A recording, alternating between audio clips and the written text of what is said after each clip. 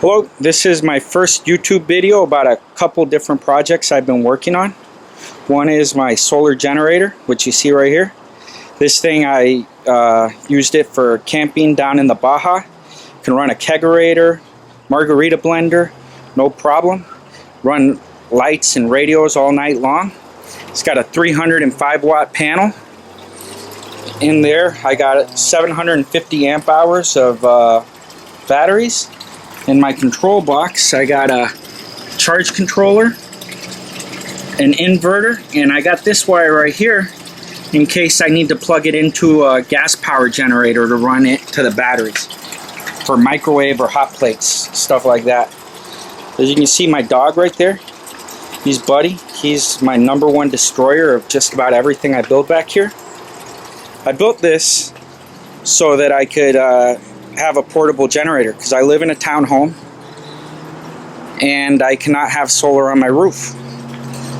I plugged this into my house. It can run my refrigerator no problem. Even though I have a lot of shading from there to there, I only get a few hours of direct sunlight. It can run my refrigerator, lights, laptops with no problem. So after just having it sitting in the backyard, I wanted to come up with something that I could run with it for a long time. So I came up with this little tilapia pond.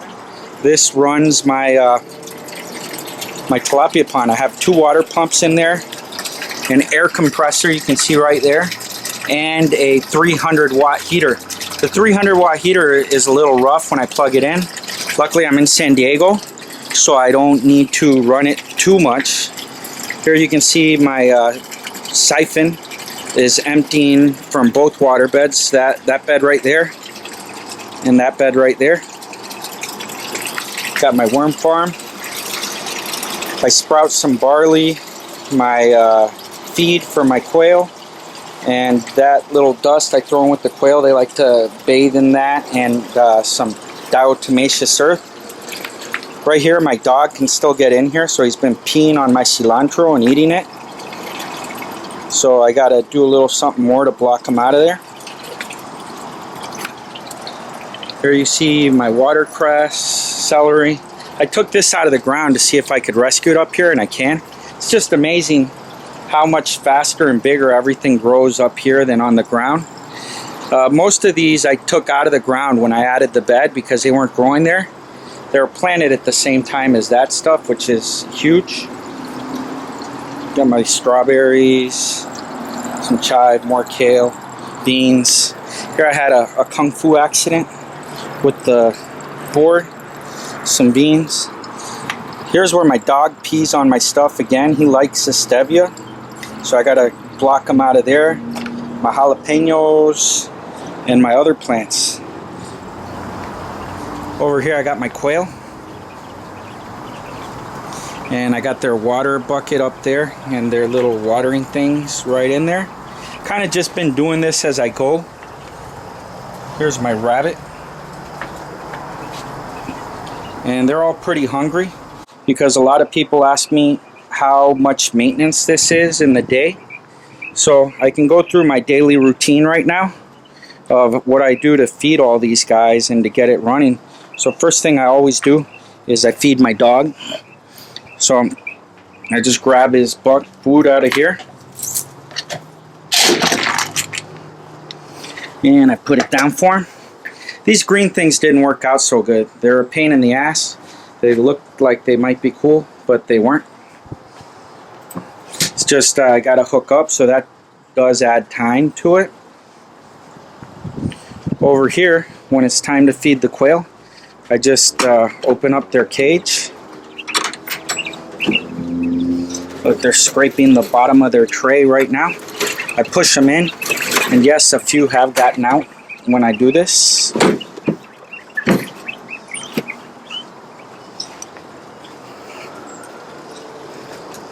Bring this over here. I'll zoom out and set the camera down.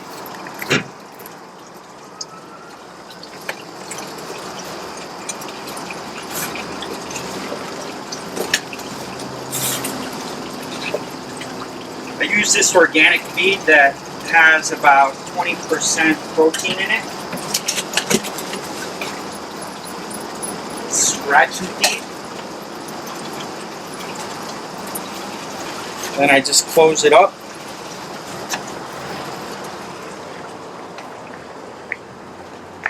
Every now and then I throw these dried mealworms in there. They didn't like it as much as the live grubs that I picked out of the garden. They do like that.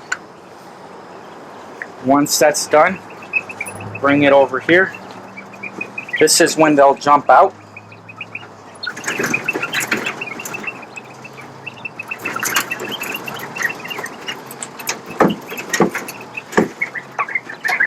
I only have to add water about once a week to that bucket right up there.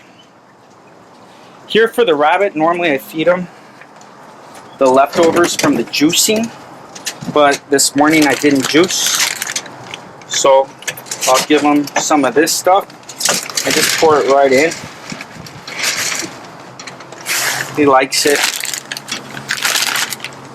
I used to feed him and the quail sprouted barley, but once they got a taste of this food, this other type of food, they never would eat the barley.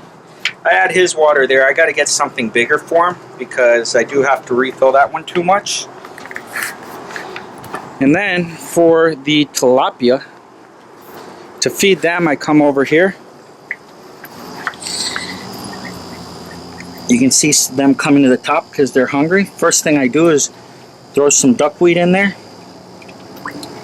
They come and peck it right out of my fingers. They also know that the next thing to come is going to be the pellets. So I grab my little container. This is the one I bought the ladybugs for the aphids. I know I said they didn't work. What I did is I bought 3,000.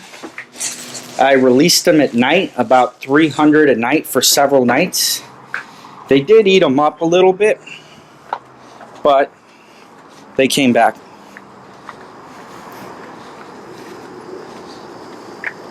Here you can see the water's not dumping now. When I tap, they know I'm gonna feed them. And they come right up. Now you can see that they're different sizes. I got them all at the same time, all fry. For some reason, some have gotten really big and some have stayed small.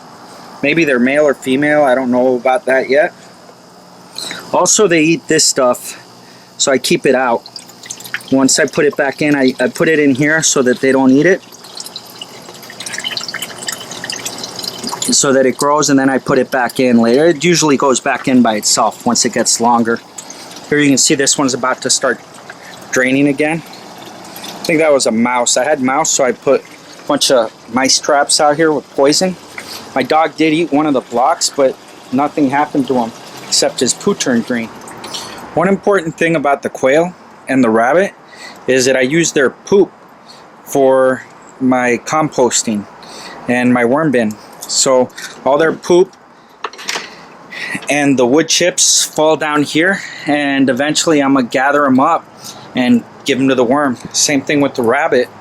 I gather up his poop, you can see right there, and I put them into the worm bin, and then I'm gonna use that to make my compost, along with anything that I trim, any trimmings off the vegetables.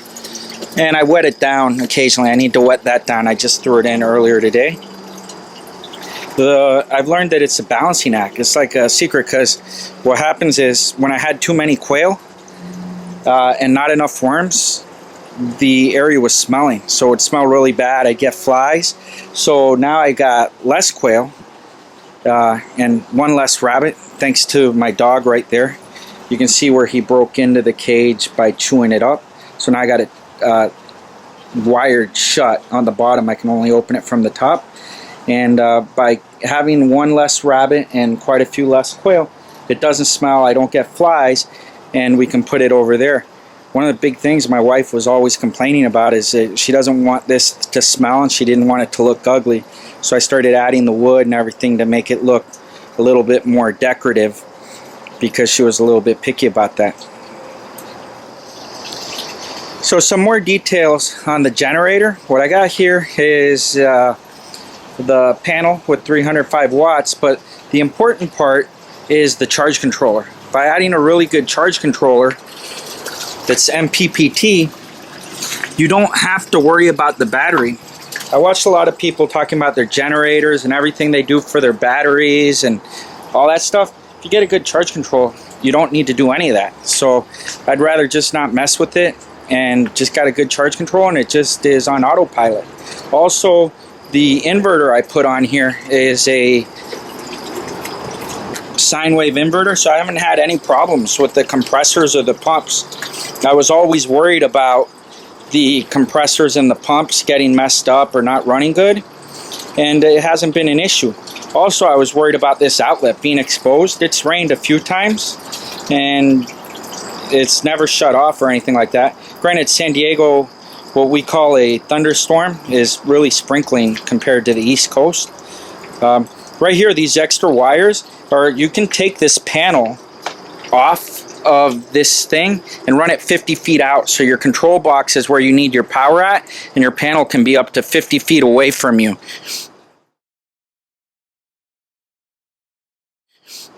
And then you can also tilt it down. Here you see the controller, where if you want to lay it flat to put it in a truck, you can do that. You can tilt. This is pretty heavy, not easy to get on the truck with one person. You need 2 people to get it on a truck. It's even easier. I use a little come along to pull it up the motorcycle ramps. I use 2 motorcycle ramps. But the good thing about it is, if you don't pull the power, if you're not drawing that much power, let's say 4 LED lights, a radio, or a refrigerator, the panel will put everything back in that you take out at night. As long as you get 3 or 4 days of, you don't go more than 3 or 4 days without sunlight, you can keep it running. So that's pretty easy in San Diego. It can take up to 3 more panels the way it's built. So if I lived in a place where there were, several days without sunshine, I would just add more panels to it. And we just hook them up and they go into the charge controller. If you guys have any more questions about how the generator works, just let me know.